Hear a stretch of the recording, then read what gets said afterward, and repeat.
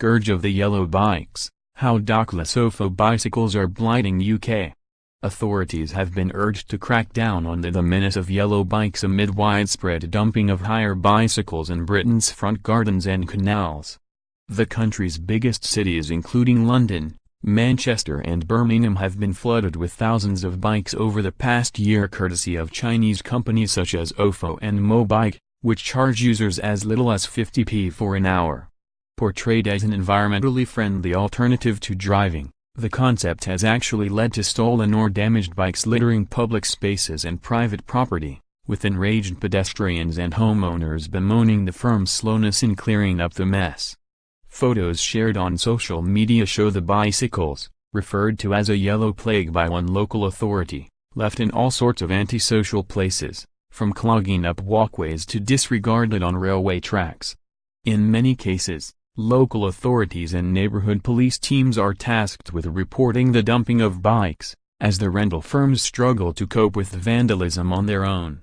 The issue has become so widespread across the world that many cities have outright banned the concept, with the government in Vienna seizing hundreds of bikes this month to combat the public nuisance. Dockless bikes, as the name suggests, are not housed in a docking station like Boris bikes, and are therefore left wherever the previous user's journey ended.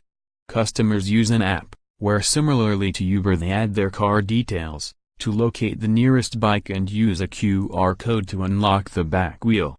However, the hire companies mainly rely on other users to report misuse and dumped bikes, with a small team tasked with tracking them down and fixing them. While the firms claim they can fine users whose bikes were damaged while they were renting them, would-be vandals can easily throw them off of bridges or into rivers without renting them and entering personal details. Dozens of social media users are now calling on the hire companies and local authorities to take action.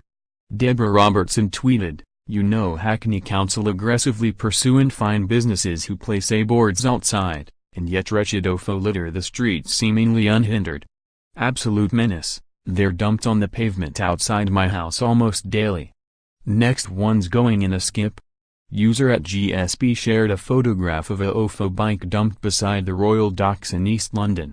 He added, "I'm almost certain the life buoy that's supposed to be here would be vastly superior in terms of its life-saving ability than yet another discarded example of the street litter dockless hire bike plague."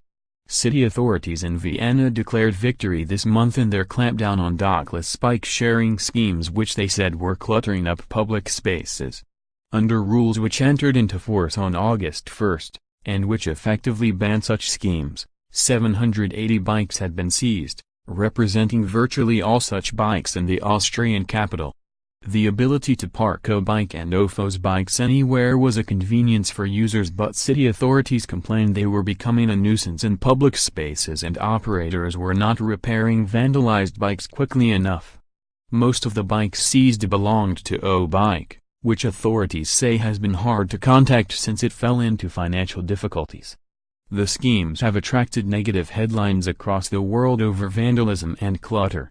In June, authorities in Paris signed codes of conduct with operators of similar schemes to prevent pavement blockages and ensure the removal of faulty or illegally parked bikes. Ofo is considered to be the largest dockless bike firm, with more than 250 million customers worldwide. The company currently has more than 2,000 bikes available in 10 London boroughs, with plans to eventually increase that number to 150,000. However, other firms have also attracted the ire of pedestrians and property owners, such as the orange and silver bikes of fellow Chinese giant Mobike. The firm has hundreds of bikes in populated areas such as Manchester and Leeds. But Mobike has ran into similar problems of vandalism, and was forced to raise its rental fee from 50p to 69p to encourage users to treat bikes respectfully. Bike-sharing company Mobike, which also uses yellow bicycles, fell foul of Wandsworth Council last year after the local authority seized 130 of its bikes. In a statement, the council called Mobike the company that's flooded London with a rash of yellow rental bikes, as it labeled the concept a yellow bike plague. Michael Hurwitz, Director of Innovation at Transport for London, told Mail Online that it was considering a unified system of regulation across the city to improve the issue. He said, "We are working hard to make cycling easier and more accessible across London, so we welcome the growth in dockless cycle hire schemes, as well as growth for our own popular Santander cycles. However, it is vital that dockless operators work closely with us and the boroughs to ensure their schemes are safely and responsibly managed, so we can avoid the disruptive and dangerous clutter of abandoned bikes that we have seen in some cities around the world. We are pursuing a pan-London approach to managing dockless operators with London councils, which could include a new bylaw to help ensure that schemes are safe and responsibly managed with local issues in mind." Ofo has been contacted by Mail Online for comment.